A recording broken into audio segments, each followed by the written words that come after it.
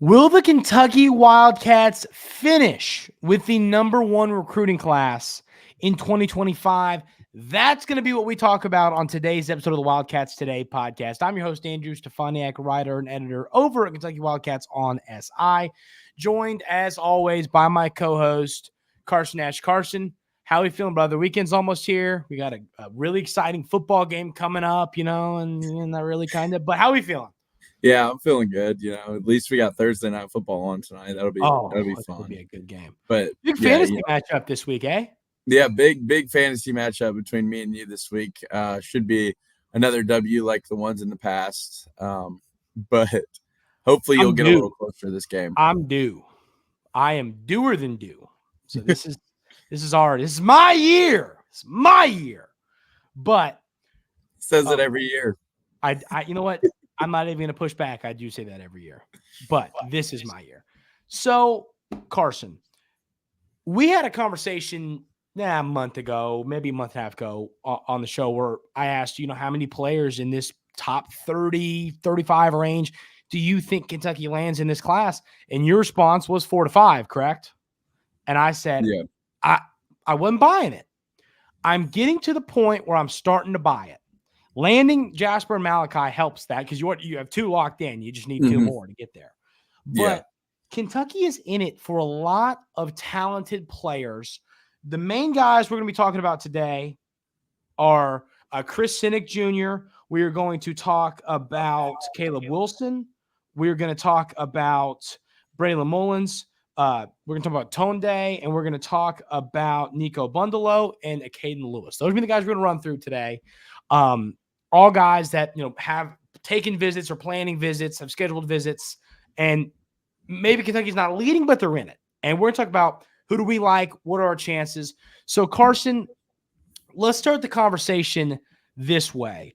Of these 6 players, I'm going to ask you 2 different questions in one. Which player do you feel the most confident that Kentucky lands? And which player is your dream player of these 6 that you really want Kentucky to get? Yeah, and the funny part is I think it's the same player for both of the questions, in my opinion. Okay. I really like our chances with point guard Caden Lewis, and that's probably the player out of all of those players that I want the most because he's a true point guard. He can shoot the ball, he can move the ball, and playing him alongside Jasper is hands down going to be the best backcourt in that class. I agree with you. I like Caden Lewis a lot. But the 3 players that I really like in this mix, you've got your guy down low in Malachi in this class. You're good there. I really like some of the power forwards in this class.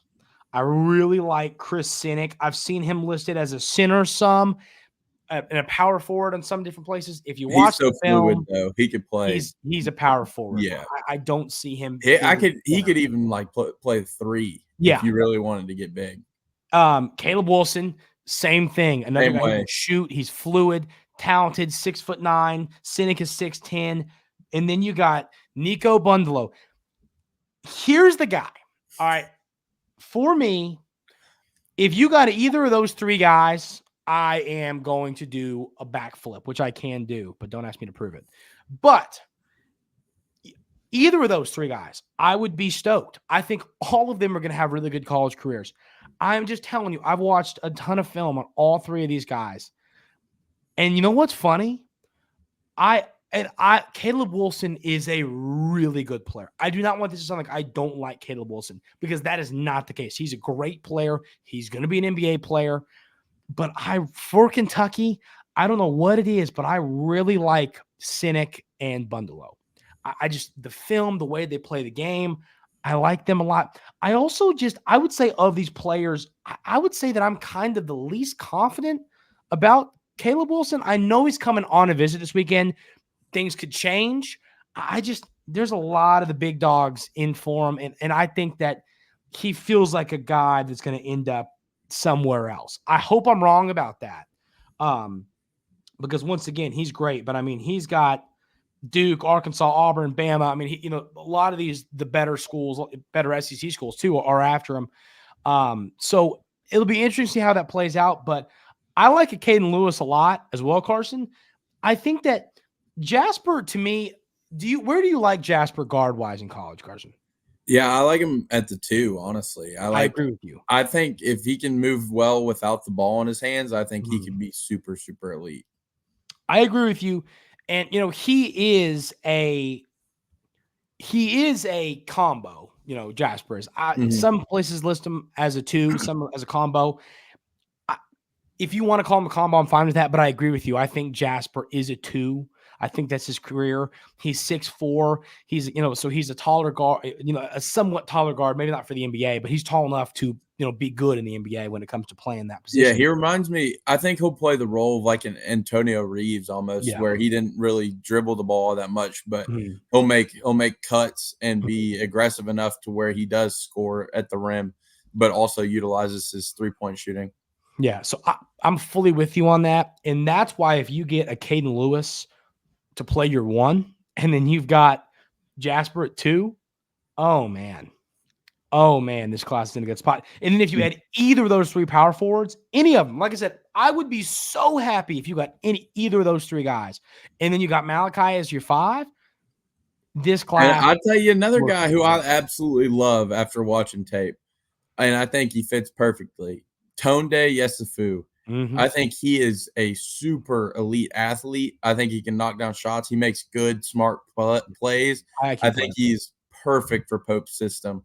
And you got to have scrappy guys like that to go alongside your pure shooters, because you got to have some people to do some of the dirty work. Exactly. I just like him in general, man. He's he's a fun kid. He seems like a good dude. He feels like a good fit in Lexington, and he seems to like Coach Pope a lot. Yeah. I mean, I remember he was talking up Coach Pope before he even had an offer. I like Tonde a lot, and he's a guy that's slowly climbing the recruiting rankings. Yeah.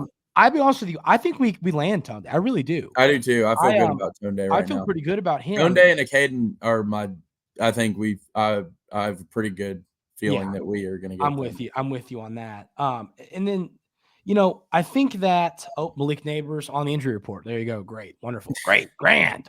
But I think is he on your fantasy team, Andrew? Yeah. Why do you think I care? Gosh. But it'd be really cool if you could have a class where you fill 1, 2, 3, 4, 5 with talent. You know what I mean? Where it's not like, okay, well, we don't have 2 or 3, but we have 2 5s and 2 1s, and then we have a 2. You know what I mean? Yeah. If you could just go a top 40 guy at every single position. Yeah. Can you imagine that? That'd be nice. Like, and the other thing Kentucky has, and I can't remember if this was, it was either you and me talking about this on the phone or me and Bob. I don't remember who it was, but this week. But we were talking about how it's been a while since you feel really good about. I mean, Kentucky's going to have a handful of players back next year. Yeah. I agree. Trent Noah, probably Garrison. You got a chance at getting Kirk Risa, and you got a chance at Anthony Almonor coming back. You got Owe back. You're going to have a base built on this team. Where you bring in these freshmen, and you're going to bring in talent, but you're not going to live and die by it. You know what I mean? Like, you're going to have other players around them. So let me ask you. A Caden Lewis, Jasper Johnson, Colin Chandler. Colin Chandler, yeah. That's terrifying. I mean, you know how many buckets are raining down from those 3? Oh, man. And then, I mean, think about if you go from Jasper to Travis at your 2, just nailing threes. I mean, it'd be fun to go sit in the gym and watch them just shoot. And then you put in Owe to play lockdown clamp defense. Yeah. I mean, you have the makings of a really, really solid team.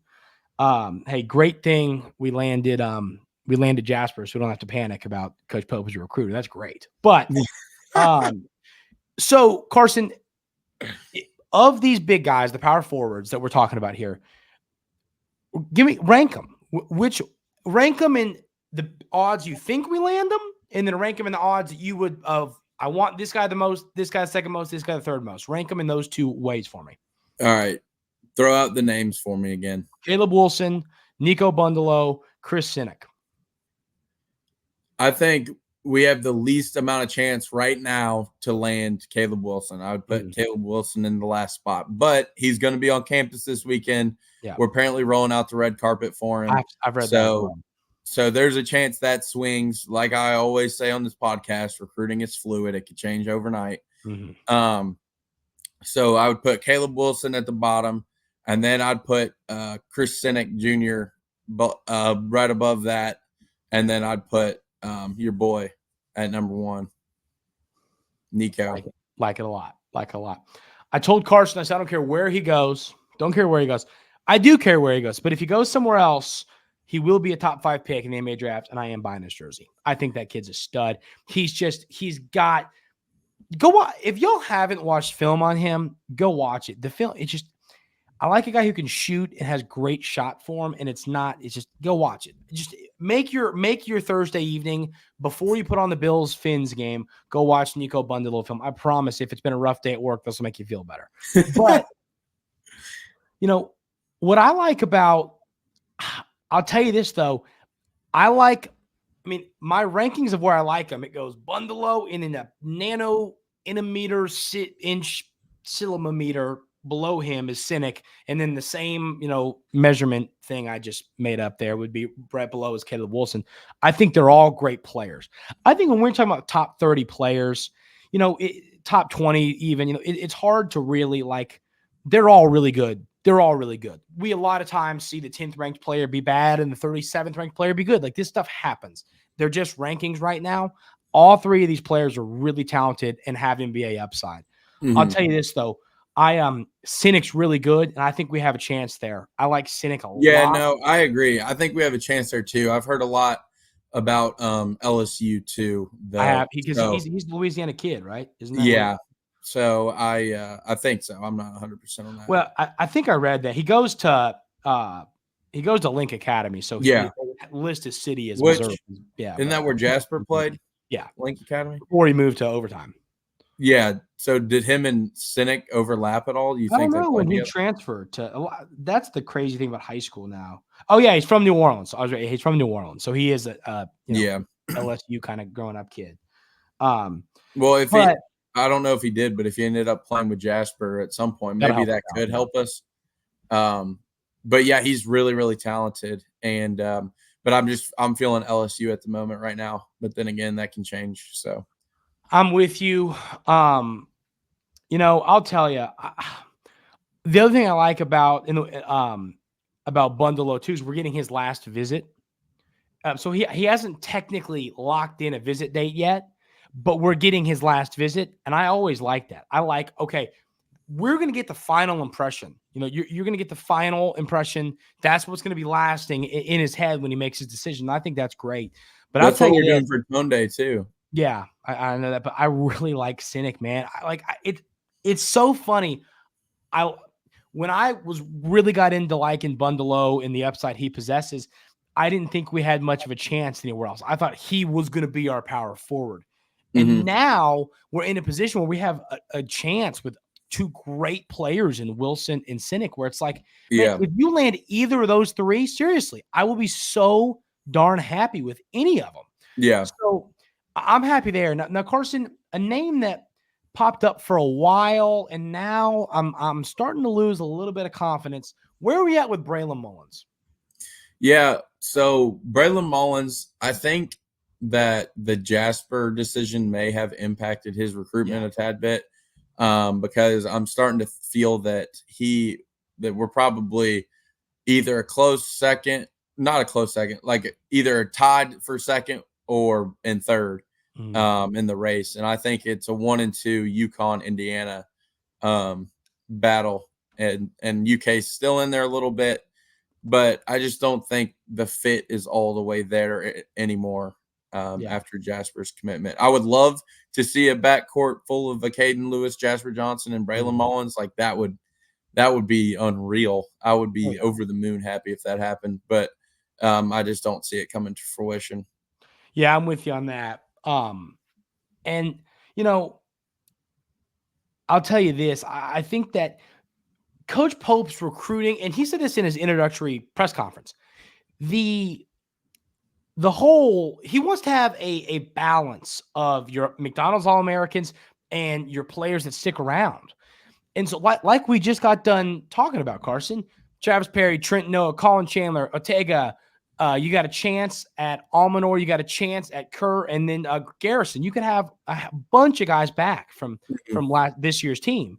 Yeah. And if that happens, I mean, it's hard to bring in a recruiting class with 6, 7 guys. I mean, that's why, like, I think 4 is a realistic number. I think you could get a Tone Day and a Caden Lewis, or I think 5 would be my guess is the max. Would you agree there? I don't see it. Yeah, I'd definitely say 5 is the max. And I'd say 5 is probably what they're probably going to hit on.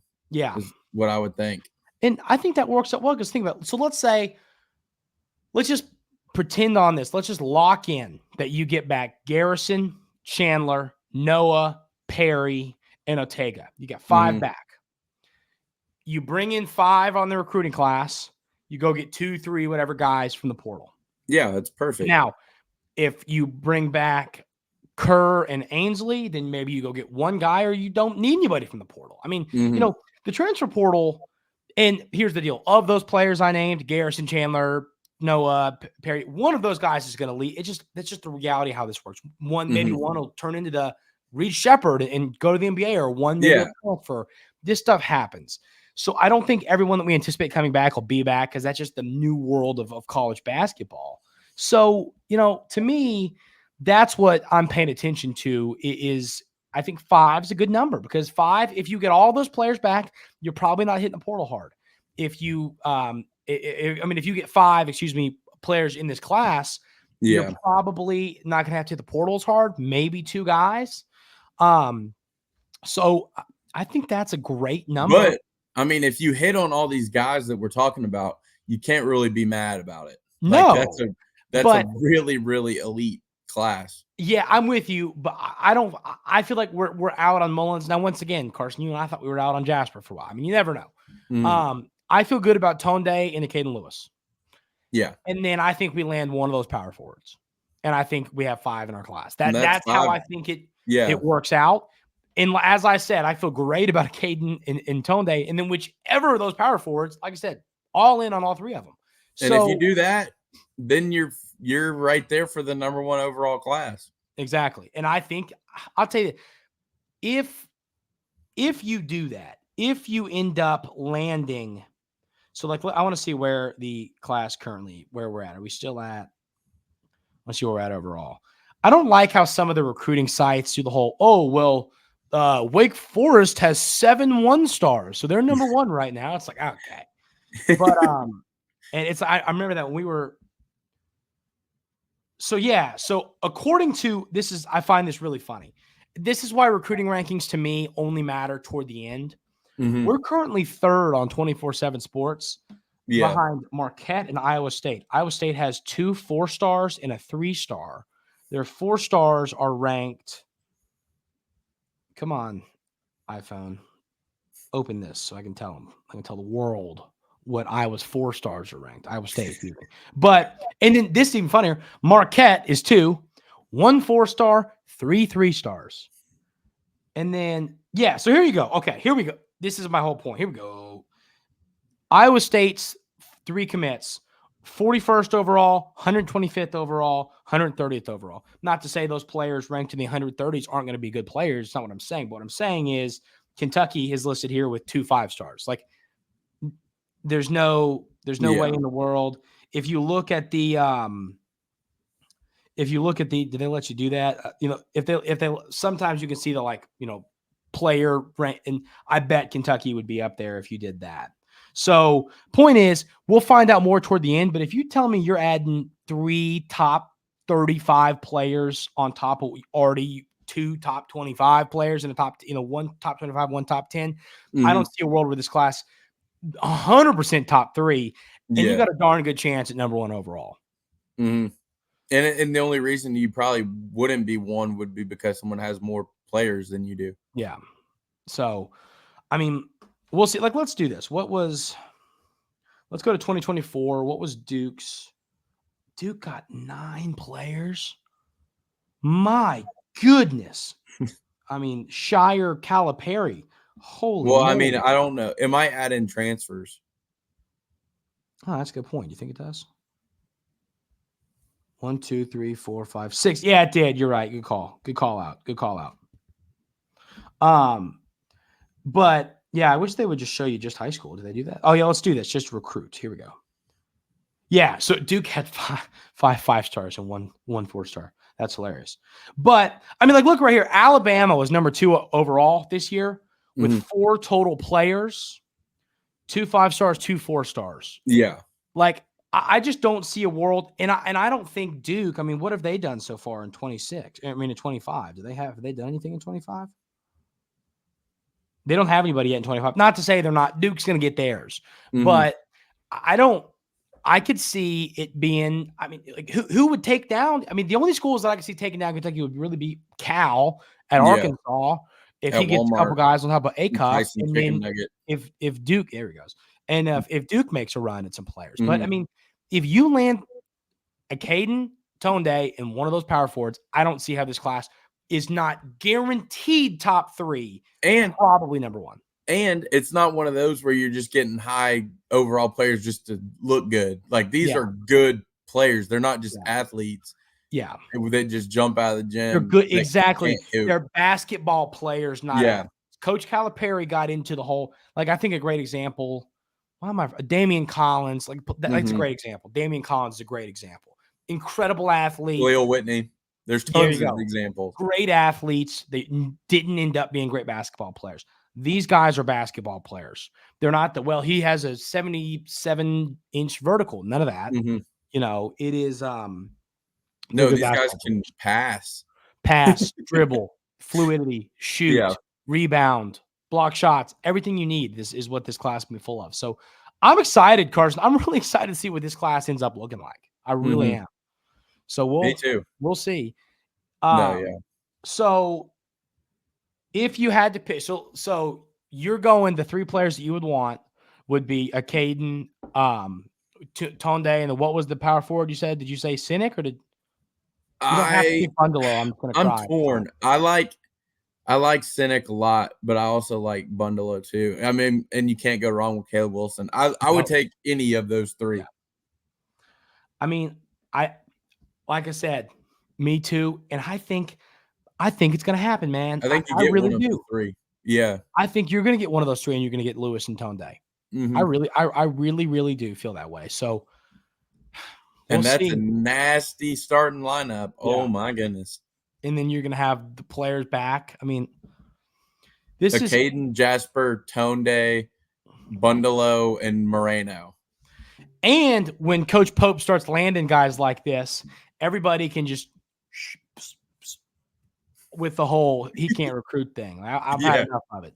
You can, because I still hear people yapping right here, a little yapping. It's still Kentucky. Yeah. The Crafts bought a ham for $10.3 million the other day. Hush. Yeah. That better be a really good ham. But I would have loved to taste that ham. Yeah, no kidding. I mean, that's like $290,000 per chew. I mean, my goodness. But yeah, great success. But I'm fired up, Carson. I'm really fired up at the way this is going. I laughed at you a couple months ago, and I think you're going to be right. I think they end up getting 4 or 5 guys in this class. If it's 5, you owe me a beer at the bar because you were hating on 4. Fine, I will give you a Sprite at the bar. I'll buy you a Sprite. No mixer, just literally a Sprite. Full Sprite.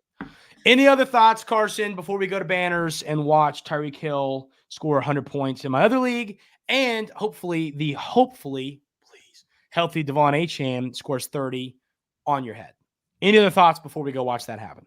No, that's all I got. In this game tonight? What? Do you have anybody? We need to tell everybody the situation. Do you have anybody playing in this game tonight? I was thinking. I don't think I do. No, I don't. Okay. Well, then let me ask you all this, our loving listeners here. If Devon Achane does not play, who do I play against Carson? I picked up Jeff Wilson. I could play David Montgomery, or I could play Zach Moss. I need unbiased opinions. Zach Moss is a Bengal. Unbiased. Everyone opinions. Give him your least favorite option. Team Nash. No, favorite option. Team Nash. Favorite option.